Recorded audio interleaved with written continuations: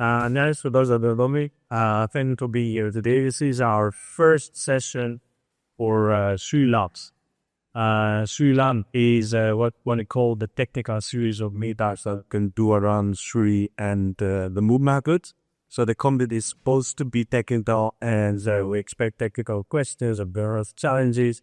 And it's basically organized by the Sri Hub, but fostered by the civil engineering people of VistaBox. I want to say just one thing, because I know there are a few people here that were also here on Sunday for the GCC meeting.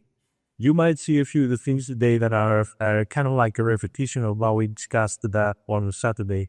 But what's different from Saturday is that now we have all the time in the world to discuss it in more details and more depth and ask questions and so on and so on. So we have no room to explore different technical bugs today. I wasn't going to say anything else. Haris, Nick Papas, they're going to present to us Dispersed Sri Lanka.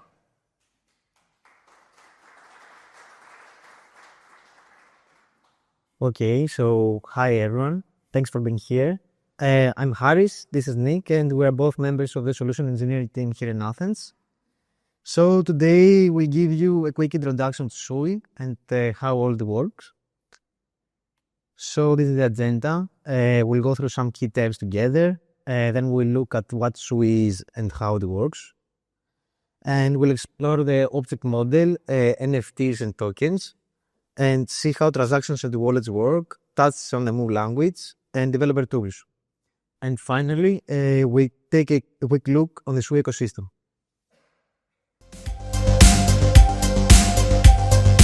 Okay, so let's start with a few key terms that are used in the broader ecosystem, just enough to follow along easily. So, blockchain. Blockchain is like a giant Lego tower. Each block is a group of transactions that snaps onto the last one. This tower is copied across thousands of computers.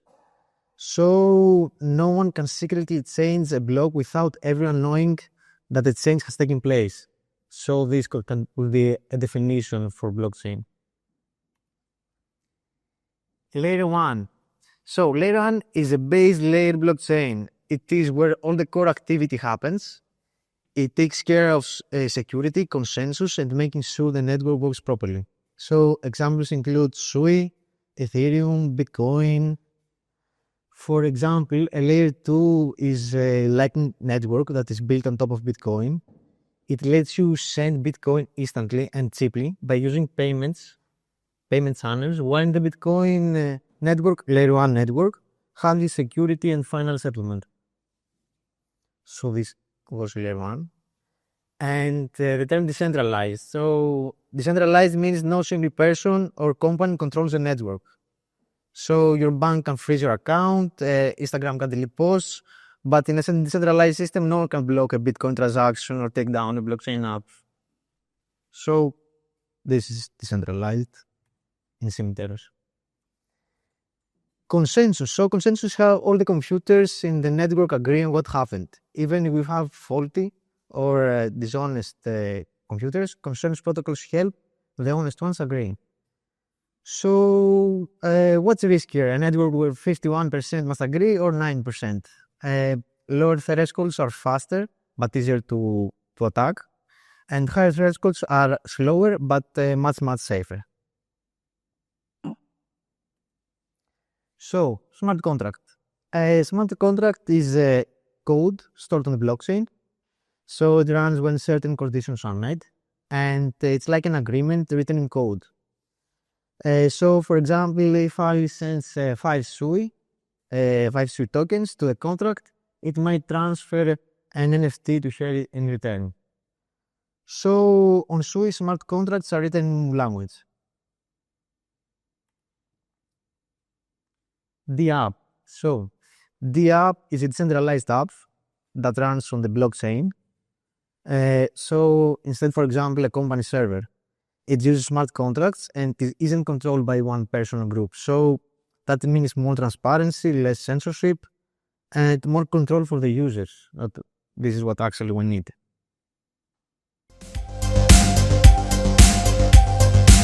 So, this was basic terminology in order to be more familiar. And now we will look at the basics of SUI. So we'll see what makes it different and how it handles and why is it so fast. How do you want questions? Do you want questions every other topic? You want us to We will have a Q&A at the end of the session, but if you want to ask something, of course, you can stop me and you can interrupt. So, SUI. SUI is a next generation layer 1 blockchain built from the ground up. So first generation we had Bitcoin. Then as second generation we have smart contracts with Ethereum. And SUI takes it further. So if you hear people say blockchains are slow or expensive, SUI fixed that. So okay, when they say slow, okay, actually that's fine for some use cases, but not for things like gaming, social apps, or real-time interaction. So to achieve mass adoption, we need fast blockchains.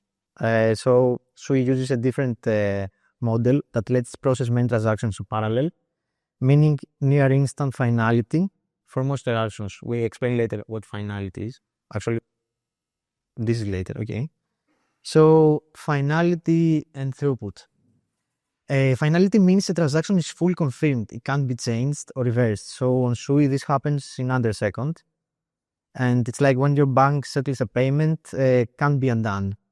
So fast finality is for real world use. And TPS. TPS means transactions per second. SUI can handle hundreds of thousands. And that's thanks to its object-centric architecture. So more TPS mean faster apps and more users. So this was finality and throughput. And on this slide, we can see a table that highlights the finality for different blockchain platforms. So traditional blockchains have slow finality, which is not practical for modern use cases. So Solana improved a lot on that. But new blockchain technologies can now offer fast finality like Avalanche. Of course, SUI has lightning speed because of the state-of-the-art consensus. We call it VCSETI. So here sometimes. And now let's see what makes SUI so fast and efficient. Starting with consensus, all blockchains like Bitcoin and early Ethereum use proof of work.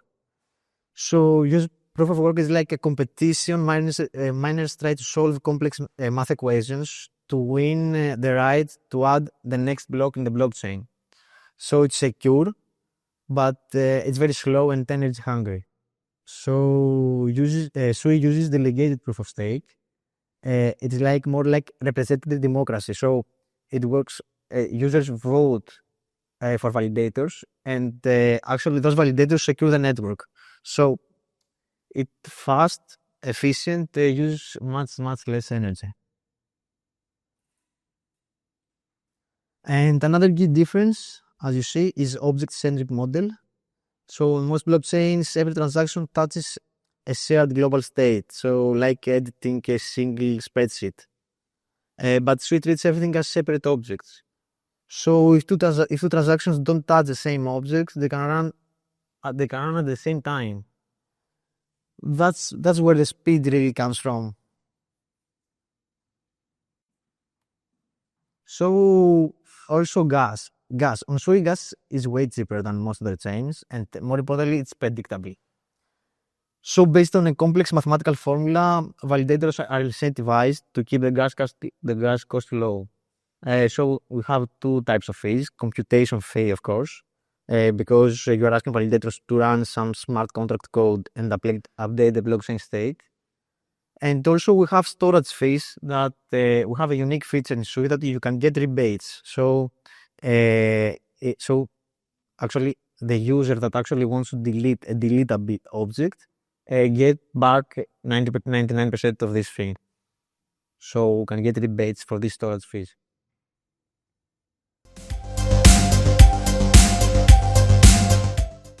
So object model. Let's take a closer look at what object model means. The basic unit of storage in SUI is the object. So it organizes everything around objects. Each object has a unique ID and can be either immutable, which means it never changes, and can be mutable, that means that it can be updated.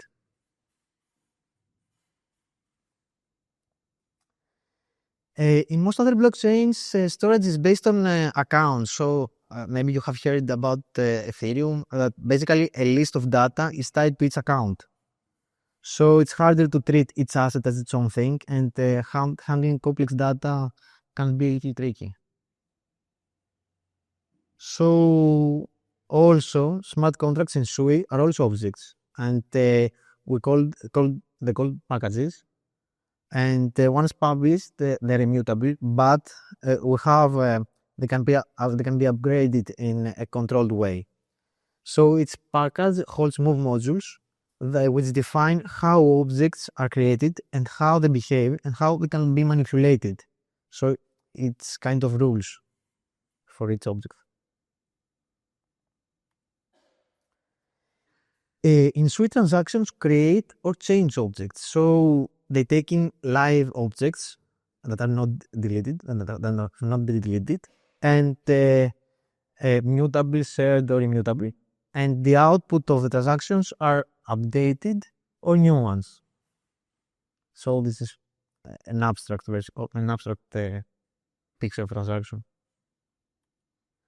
So a natural way to represent this relationship between objects and transaction, we have DAG, that's directed the cycle graph. And in Sui, its node is the DAG. Its node is a transaction. So its node, the DAG, is a transaction. And each edge shows how one transaction uses an object from another. So if a transaction, say, creates an object and transaction B uses it, we draw an arrow from A to B labeled with that object. You can see this better in this graph. So each rectangle is a transaction, and the arrows show how they're connected through objects. So in the graph, you can see paths that are not related. This can be executed in parallel because they have different input and outputs of objects. So why does Sui use a DAG? Because it gives a full auditable view of committed transactions and how they're connected. So it doesn't use blocks like most other chains. Instead, it uses checkpoints. Checkpoints include only commit transactions. So that's different from blocks because when we have blocks in other blockchains, often include transactions that will be executed later. And since the DAG lets transactions flow in parallel, Mysticeti, our consensus protocol, can run much faster. Uses this feature. So this is DAG. Also, in Sui, every object has ownership. It has a unique ID, a version number, and the last transaction that touched it. So there is also an ownership feed, of course, that control who can use, change this object. So it can be owned by an address, it can be shared, it can be wrapped inside another object, or it can be immutable. So these are the types of ownership for the objects. So here we have the full life cycle of transaction in Sui. If a transaction only touches owned objects, also called the single writer objects, they can use the follow. They don't need to pass through consensus, and can use a direct fast path. So it just checks the signature and goes through right away. So, but if the transactions involve shared objects or multi-writer objects, it goes through the consensus path. So this is a big feature, a main feature is Sui that makes it so fast.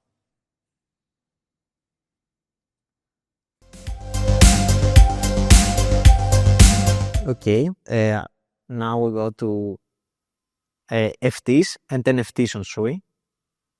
Maybe you have heard about NFTs. So what FT stands for Fungible Token. like coins where every unit is the same. And the NFT stands for non-fungible token. An NFT proves you own something unique that no one else has. You can also think it as a digital badge you can collect online, or you can buy common ones or earn special or rare ones by doing fun activities, just like earning badges at the summer camp. So Sui makes NFTs even cooler than that because you can do actually you can personalize them, and you can mix them up and add new features, and making them truly your own. So this is a concept we call it dynamic NFTs, and this is a unique feature in Sui.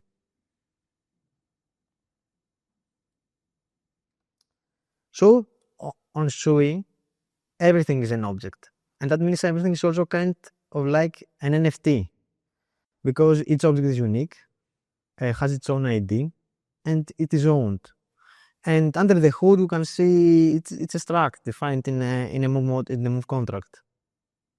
So this is an NFT.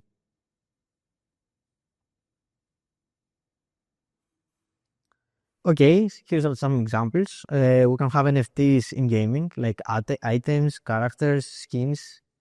And we can have NFTs also for events, like tickets, subscriptions for their services. Also, we can have for real world assets, like real estate. And digital assets, of course, such as images, collectibles, that we said before.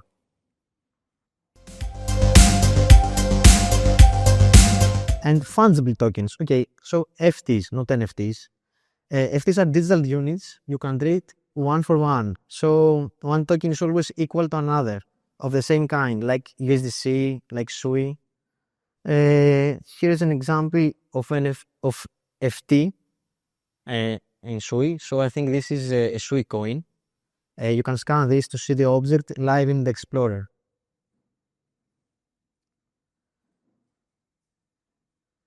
Okay, and on Sui there are different kinds of tokens, coins like Sui, and we have regulated coins like stable coins that have some that are more restricted. We have CLTs, we call them CLTs, they're closed loop tokens used in apps and games. And also we can have FTs in tokenized assets. So we can have it with NFTs, but we have it with FTs as well. For example, a house can be divided into many tokens, each one representing a part of it. So, and with that, I'll hand over to Nick to take it from here. And of course, if you have questions, yes. Can you give us examples of the coin versus regulated coin versus a CLT, and where should we use it? Okay, of course. So we use coins as like Sui or something that we want to be more independent, and we use regulated coins when actually we want to have some control, to have control in the ecosystem. So we want to control them. Actually, stable coins, we want to keep the price in a stable value.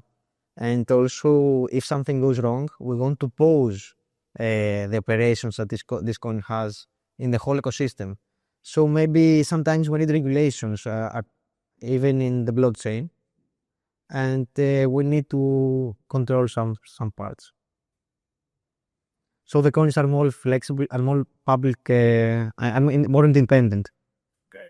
And I'm publishing my project, a new project, and I'm using CLT. Can I turn my CLT into a coin if I want to later on? I'm not so sure, but I will. Of course, yes. I can ask Nick. Okay.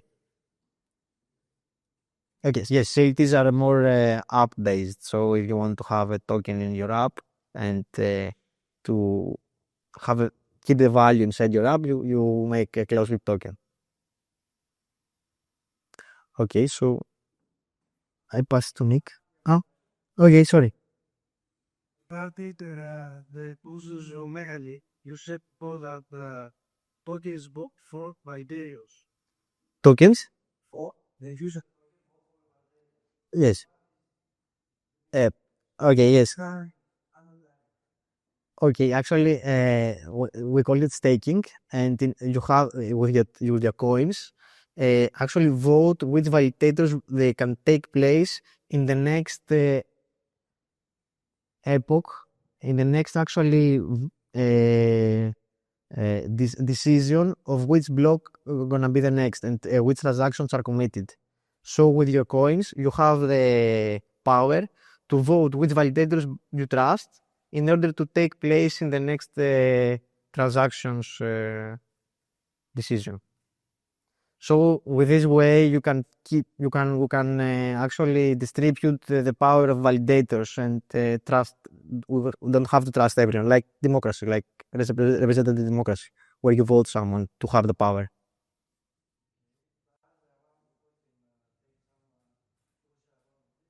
Yes, actually plays a role the amount of tokens that you have, and yes, you can vote. You have more votes. Yes. How does the validators agree on the order which gonna propose the next block?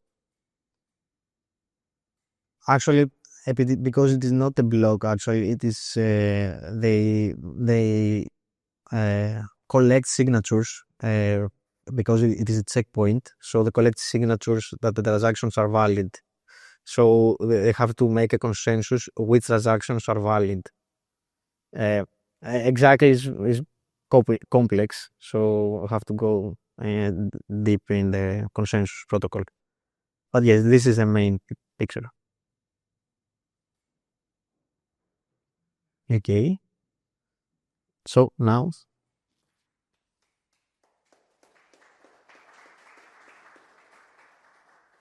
Wait.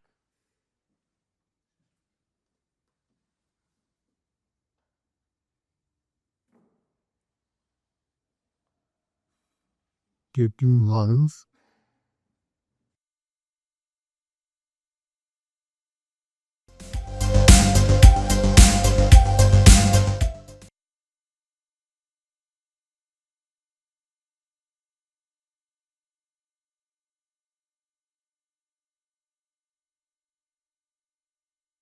Thank you. All changes to the SUI database are made through transactions. We will look at the different types of transactions SUI supports and how they affect the system. So what types of transactions do we have in SUI? There are main two types. The programmable transaction blocks, PTBs, and system transactions. Let's start with PTBs. We will explore them more in detail soon, but for now, just think of them as transactions that can include multiple actions all in one. Then we have system transactions. These are special. They can only be submitted by validators and used to keep the network running smoothly. Examples include changing epochs, starting checkpoints, or similar tasks. Let's now walk through a simple example to show how objects and transactions are connected in SUI. We have two objects at the start. We can see object A, the red square, with 5 SUI, and the object B, the yellow square, with 2 SUI. We will look at 4 different transactions. For transaction number 1, you can see there, Tom owns object A with 5 SUI. He wants to send 1 SUI to Alice, so he needs to split object A. The result of the transaction is a new object C is created with 1 SUI and sent to Alice. And object A is updated and now contains 4 SUI, still owned by Tom. For transaction 2, John owns object B with 2 sui. He sends it to Anna. This transaction only changes the owner of object B from John to Anna. For transaction 3, Anna sends object B with 2 sui to Tom. Now Tom owns both object A with 4 sui and object B with 2 sui. So total of 6 sui. Now for the last transaction, Tom wants to send 6 sui to John. The last one, transaction 4. To do that, he combines object B and object A to create the balance that wants to send 6 sui. So object B is destroyed and the final output only contains object A with 6 sui and send it to John. Do we have any question? By destroy, okay. So we have storage on Sui network. So when we create a single object that contains unique ID, we need to have some storage to the network. By destroying the object, we can free the space and get back some gas fees. For especially for object B, you can't see you can't view this object from the explorers, but you can verify that in some transaction it takes place as argument or other value. So you can verify that sometimes these objects exist. Yes? You said before the objects on Sui don't say are believable, they are not said, they can't believe that as I see object A, the codes campaign Sui, and that transaction, though, Okay, correct. So the objects can be mutable or immutable. This is something that you need to specify on the smart contract level. For this example, the object A, B, and C, it's something like a wrapper of the balance, of the Sui balance. So we can mutate this object, take some balance, and put it to another object with the final approach to create a single object with the balance that we want to send. so the balance is open. No, so the coins, it's objects. The balance, it's a value that wrapped from the coin. But you can't make more balance, you can't print balance or stuff like that, especially for Sui. But if you want to make a custom smart contract that allows to print supply, you can make. Yes, last question. Sui represents no. Which one? Sorry. The whole Sui. Then No, it represents 4 different transactions. and what happens when you six Sui destroy the day?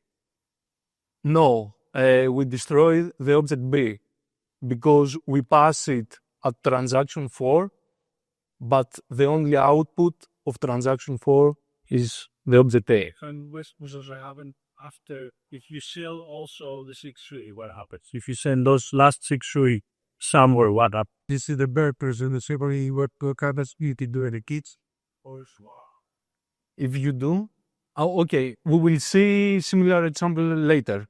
So we can keep going and we will see. Yes. what space you write on this transaction? Okay, everything. Every transaction contains a digest, a hex number that represent this transaction on chain. Yes, exactly.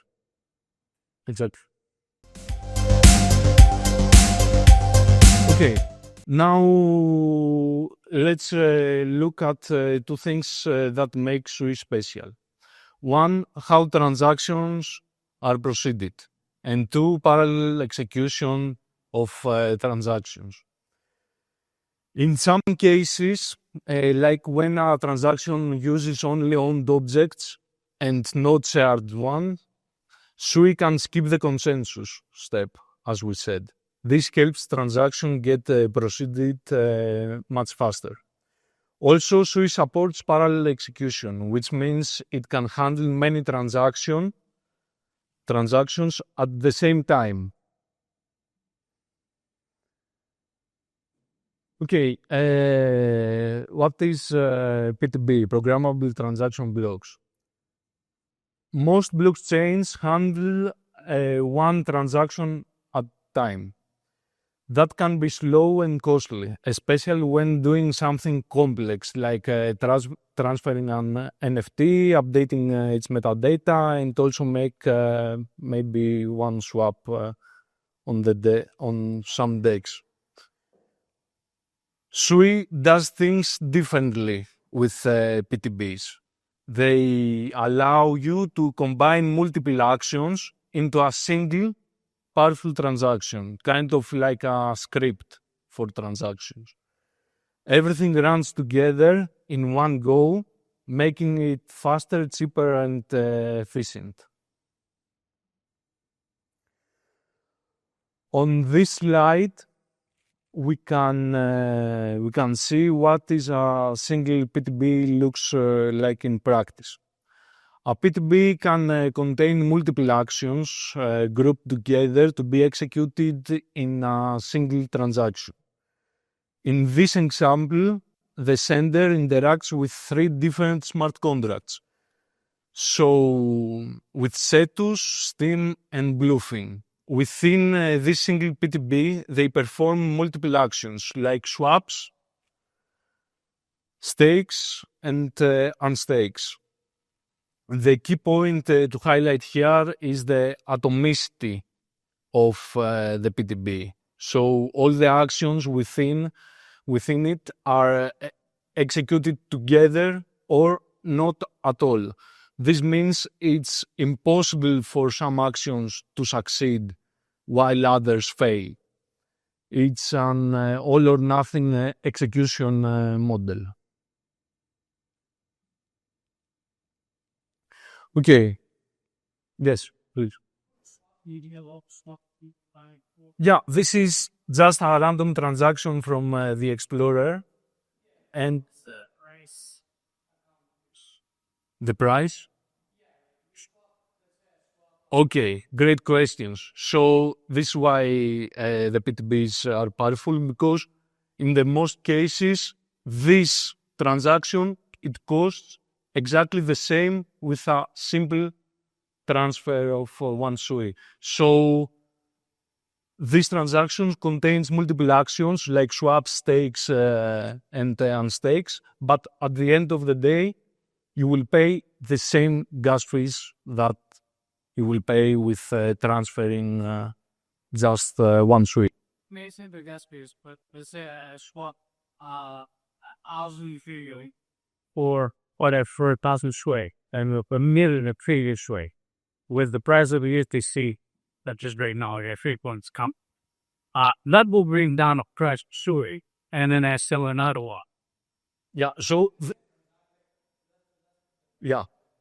so this is why this is atomicity.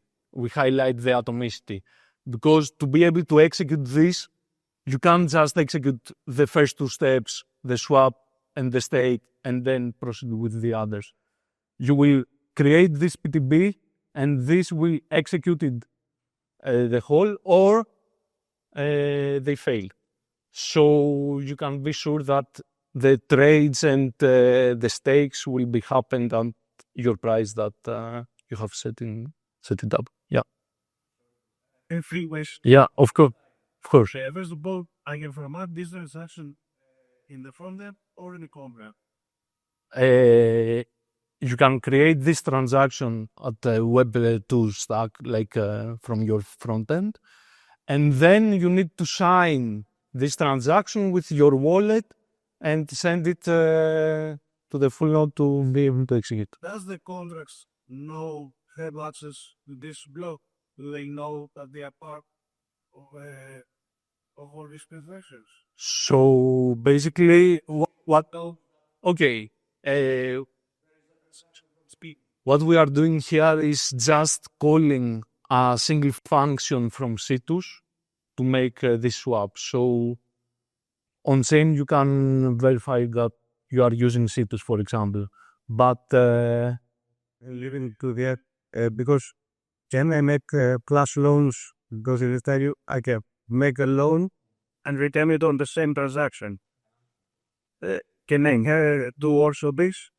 We have a button with all this course data, and actually you can patch an object the other transaction and delete token ethics. Then this the whole transaction pays. So I get two as well as I have about it. Yes, kind of the saying the boo boo. You have all the parts in story that was here, and you must see quick code this comic code data. And you can use it to make customs. So in promote in general and promote from the front end a plus loan transaction and return it. yeah, exactly. Yes. So let's say that I'll make a swap in my first command transaction, and I set a token at A, so the price goes from X to Y.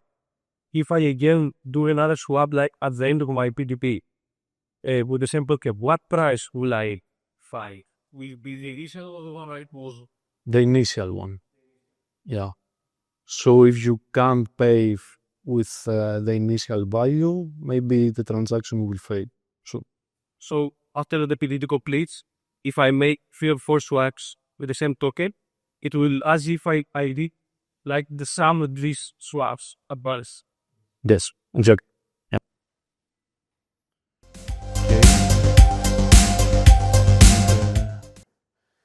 We can move on to section 5, where we will talk about blockchain wallets. Wallets are a key part of interacting with any blockchain.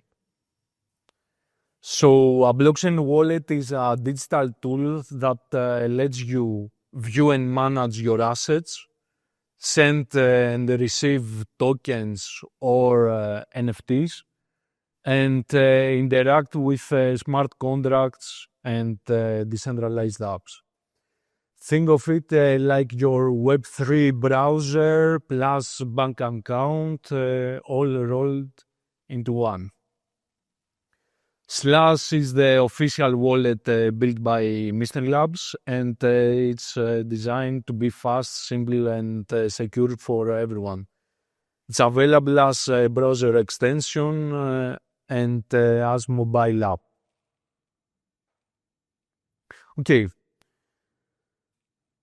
What's a wallet made of? A blockchain wallet has 2 main parts: the public key and the private key. Regarding the public key, think of this as your wallet's username or address. You can share it safely. It's your address for receiving tokens, NFTs, and interacting with smart contracts. It usually starts with 0x, as you can see, and looks like a long hex number. For private key now, this is like your wallet's password, let's say. It proves you are the real owner, and you should never share this with anyone. Most wallets turn the private key into 12 or 24 word recovery passphrase, like the one here. And if someone gets this passphrase, they can access and take everything from the wallet.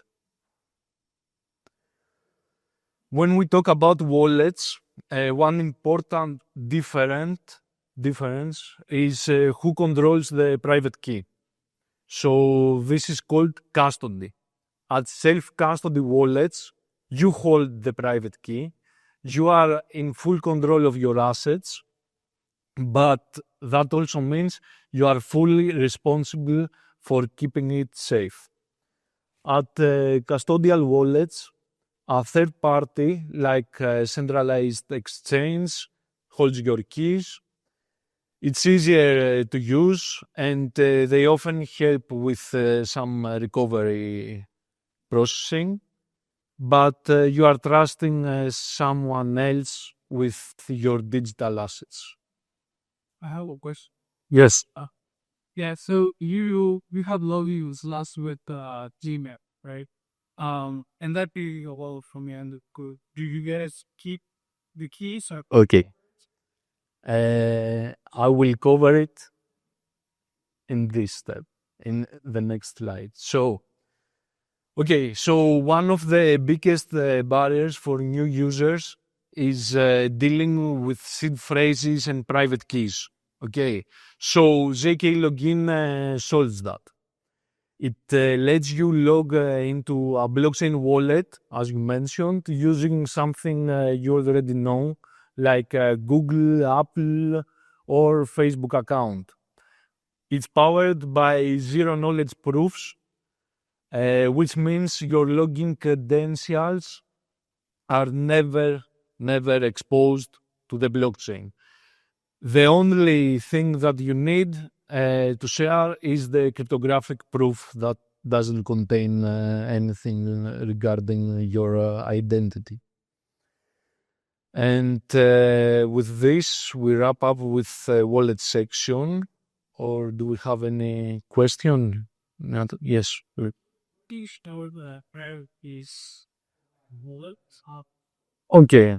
Yeah, and more it comes to empathy because the HTML keys generate design which shows that we deep that we get part from the of the so design selected her by the picture with the car so sample. But you start the salt in order to now but they would do that to their no property they're nothing your apples with the your of the pixels with the chain or with the provide. Yeah, so no one can predict your on-chain address by your email address. Yeah, okay, so yes. If someone got access to your Gmail, then also got access to your wallet. No, so basically the only mapping happens with the site and the user. This site uses to create your personal address. Okay, so there we don't have private keys, we have ephemeral keys, and also we are using a nonce field on the OAuth 2 process to be able to proceed with signing transactions and the other stuff. So we're then to make actually the address is generated from the audits P from the OAuth, and if you must do the SAT that is stored somewhere, so this is what when how address is generated.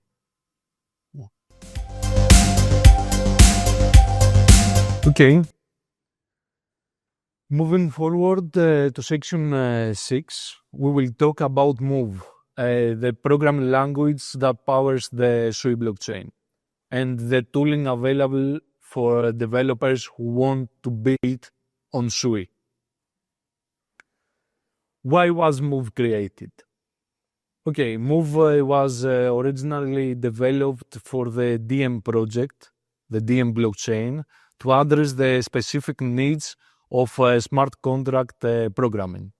It was designed to be universal language for building secure and flexible blockchain apps.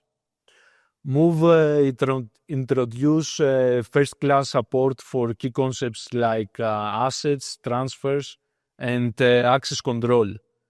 These features help developers write safer, more predictable, and more efficient smart contracts.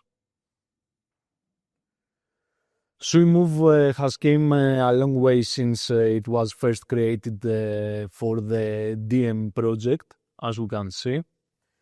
With SuiMove, developers can work with objects like NFTs, tokens, and smart contracts.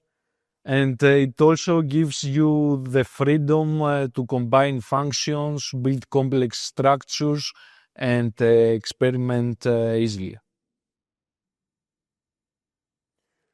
So, key features to remember: object data model and PTBs, which we already covered. Dynamic fields. So, this let you safely add or remove object fields anytime, link objects together, and organize your on-chain data easily. Also, SuiMove is secure by default, built with strong safety features to protect your smart contract and your data. Something new in Move is the Mover, the package management system for Move, similar to NPM from JavaScript. Move Registry or Mover provides a uniform naming service for working with packages in the Sui ecosystem. This means you can reference packages by their name, and the Mover will automatically find the correct package address for you, no matter which network you are on, testnet or mainnet. Okay, additionally, Mover helps you manage package versions. You can use a specific version of a package without needing to find the address yourself. And if you don't specify the version, Mover will automatically use the latest available version. So you don't have to worry about updates, your dependencies, and similar stuff from JavaScript ecosystem. So think of it as your hub for smart contracts. You can easily discover and use any registered smart contract ready to be added as dependency to your own creations.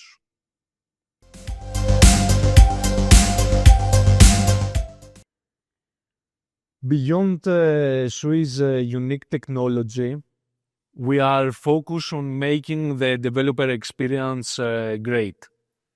Our goal is to provide tools that make building on Sui both easy and fun.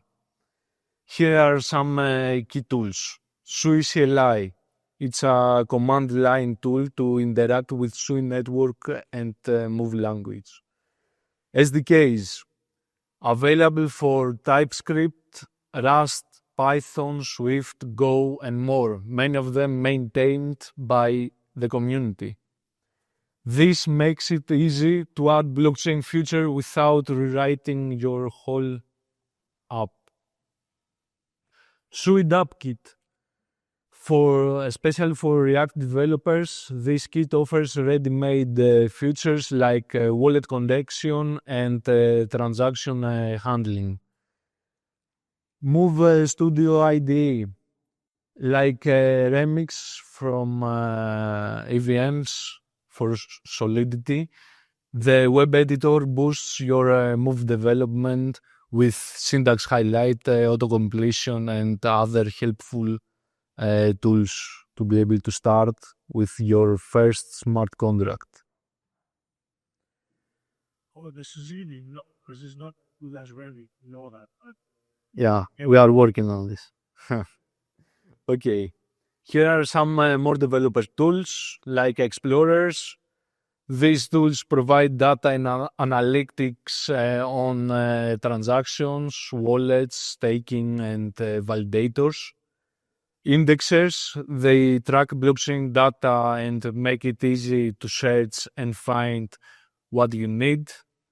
JK Login, we already talked about this, but to remind you, it lets users log in with auth credential like Google, Twitter, or Apple, making wallet access simple.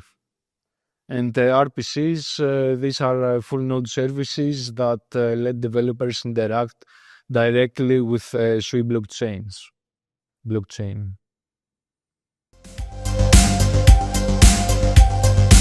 Okay, and the last section. Now we've seen the tools available for developers. It's a good time to explore the broader picture. Our vision is big, so you can think of the Sui ecosystem like a full computer system, which each component playing a key role. So Sui is like the CPU and RAM, the core engine that processes anything. Walrus acts as the hard disk handling storage. Sui Bridge is the network connection, so letting Sui connect with other blockchains. ZK Login powers authentication. Nautilus and Seal bring privacy and encryption to your data. Sui NS is about digital identity, giving users a human readable name on chain. And let's also take a quick look at some of the apps and products that already been built on Sui. Tradeport is a multi-chain NFT marketplace. FunTV is a AI-powered video platform with more than 7 million users. Tasky offers decentralized storage with privacy and end-to-end encryption. Suilent and Navi brings DeFi services like lending, borrowing, and staking. Double Up uses unique features like on-chain randomness. Dbook is a high-speed decentralized exchange. Wormhole also connects Sui with other blockchains as a bridge. And finally, Walrus sites are decentralized website host service, no servers, just on-chain content.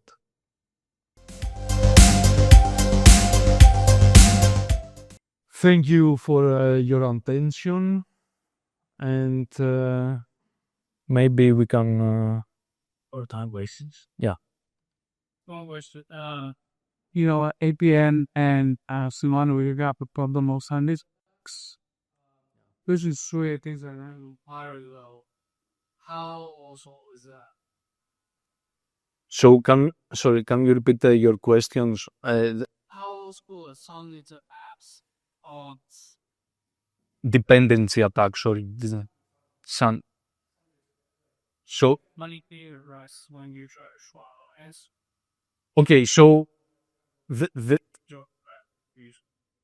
yeah, okay, so you can specify the value on the start of your programmable transaction block using, for example, the Pyth oracle to verify that the price is what you want to do. And you can prepare your programmable transaction block in a way that everything will execute it at once or nothing. So Also, Inspari actually for on touches. So, Inspari on for the oxygen control. Yeah, that's controlled by your apples. So, this is proportions and the net puts other net tools and I don't know. Oh, no knows. Metoi. Is where transactions are located before they can see. No. I am not sure, but this is commonly for EVM chains, right? Yeah. So this attacker and these Okay. I to read. yeah. this time because the blocks have that is such that they do what I see later now in showing hot problems that we see in the community transactions. Yeah. So Why is no place with this exact. the upcoming desert? Maybe some malicious full nodes can proceed with this. Yeah, but it's not a common use case. Yeah. Exactly. Yes, we will pay what fees. That's easier. It's my assumption. Okay, good question. No, we don't have a similar mechanism with Ethereum that you can pay more fees, so your transaction will take place first. But you can play with gas fees, and maybe in some cases you can bypass some on-chain randomness if the code doesn't wrote based on the documents, for example. That you can set that for this transaction you want to pay only less than 0.05 SUI. So if the smart contract contains a logic with if-else states, you can proceed with the cheapest, let's say, output. She consider deposit, but not product issues, not Yeah. Yes. She said one point about dynamic fits. But this lack and straight and structured data like fusionization in the I'm saying how can I validate, for example, that 5 years put whatever feed I want that salmons won't put salmon today or Okay. So with dynamic fields, you can add some fields that unique based on the smart contracts that create these fields. So you can have the identity. So I can add some dynamic fields on the objects that comes from these smart contracts, and can be these two different types, for example. say you have the always the functions, so there's no you can add the anything else. Okay, the dynamic feeds. You have already defined the rules in the function. It's like having like exceptions that we can only add, like you take some specific keys. Yeah, also we have dynamic object fields. So you can also add dynamically objects down from the other objects. I think there's one like haha. Yeah. Yes. But that sound why should someone choose that are some good occasions to use this?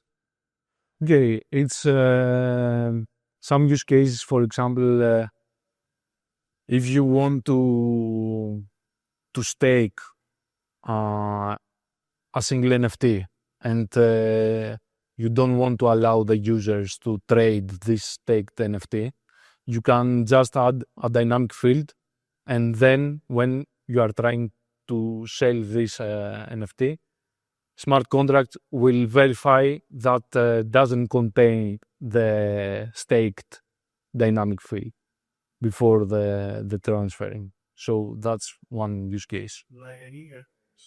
Exactly. Also, you can make other type of connection between objects using dynamic fields. Also, an important reason is that the stacks show they can be changed. So if you define static composure, có thể change that then bounces. So it have the undefined you have the things later in the start because the start type is everything the same.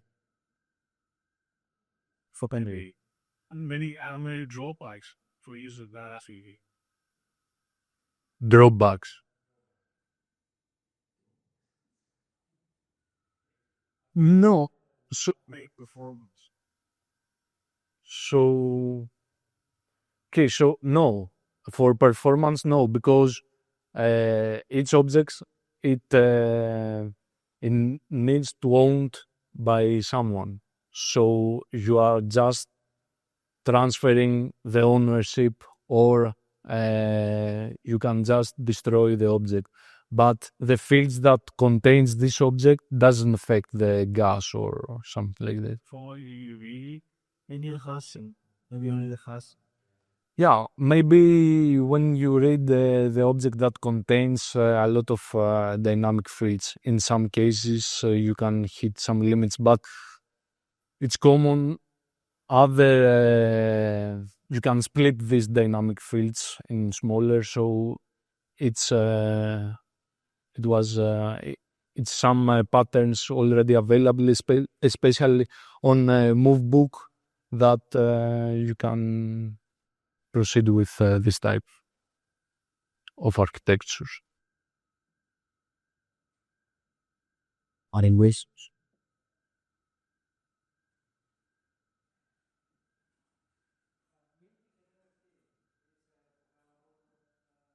Minting NFT. Yeah, it's correct. You need to have a smart contract. You need to publish the package. So this smart contract, it will contain some functions that creates the new structs. And you can add the rule on top of this, for example, the max supply or...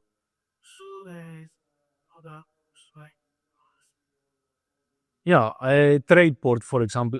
So what type of platforms? Just for trading? This? Yeah, yeah. I think also TradePort supports the launchpad for NFTs or. This report is our OpenSea. Yeah. Report is our. So the ROS is a visual ROS with stairs. There is also a launchpad for an episode. Yeah. Also, Docs contains really helpful examples that you can make your NFTs easily. Because using Move, it's really easy to proceed with a readable code that contains your logic. So yeah, How this bill validation? yeah. I think Philip, can we share? So yeah, so on this year's whole session, I wasn't bringing a slide, so we'll have this whole session when the slide to party line for the water sir. Yes, I started on YouTube this as new YouTube channel recording. I'll show you the concepts to that. All these issues that we refer to that, but as the next ones, we're keep the human life. So we're going to be out here, when we was involved, okay, come watch them, especially like up here, big videos. But also, if you want the actual presentation, you can speak with Hans and Biggie. Yes, of course. Yeah, yes. well, this is after the meditation, of course. Everybody, if you have a question, the fab hand. So I think he means the actual that, that show, or we can share, huh? Of course.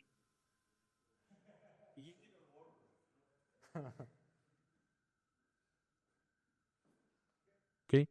Thanks, guys. And you're